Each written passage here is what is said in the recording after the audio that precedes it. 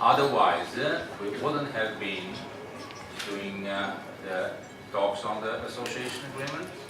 We wouldn't have started the negotiations of the DCFTA, and we wouldn't have been in the dialogue for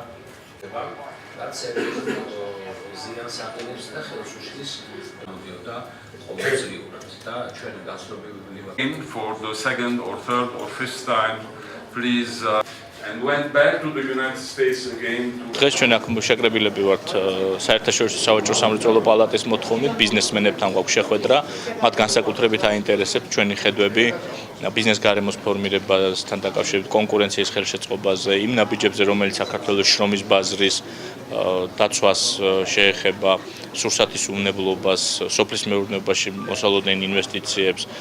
სასამართლო და საგადასახადო სამსახურების გათავისუფლებას პოლიტიკური წნეხისაგან. ეს არის ის სიტუაცია, რომელშიც დღეს სამწუხაროდ საქართველო იმყოფება და ის ნაბიჯები, რომელსაც ჩვენ გადავდგამთ ხელისუფლებაში მოსვლის შემდეგ. დღეს კოალიცია ქართულმა ოცნებამ წარადგინა თავის წინასაარჩევნო პროგრამა საერთაშორისო სავაჭრო პალატას ამავე დროს იყვნენ სხვადასხვა საელჩოების წარმომადგენლები, ევროკავშირის დელეგაციის ხელმძღვანელი ბატონი დიმიტროვი,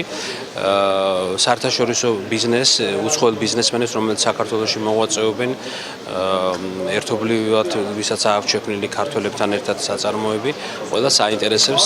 თუ რა პროგრამით გამოდის ბიზინა ივანიშვილი და კოალიცია ქართული ოცნება, აი ეს ყველა დეტალები, რაც მათ ინტერესს იწვევდა პირველ რიგში თუ როგორი მიმართულებით იქნება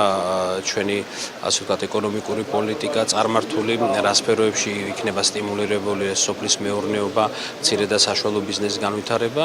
ამაზე იყო საუბარი, მე ასევე წარვადგინა ის ძირითადი მომენტები, რაც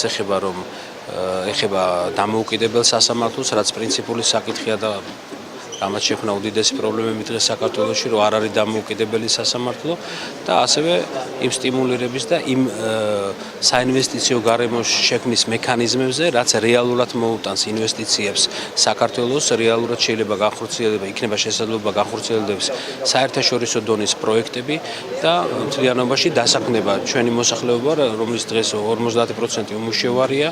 და განვითარდება ასევე სოფლის მეურნეობა, რომელიც დღეს პრაქტიკულად მივიწყებულია და უდიდესი პოტენციალი გააჩნია ჩვენ ქვეყანას.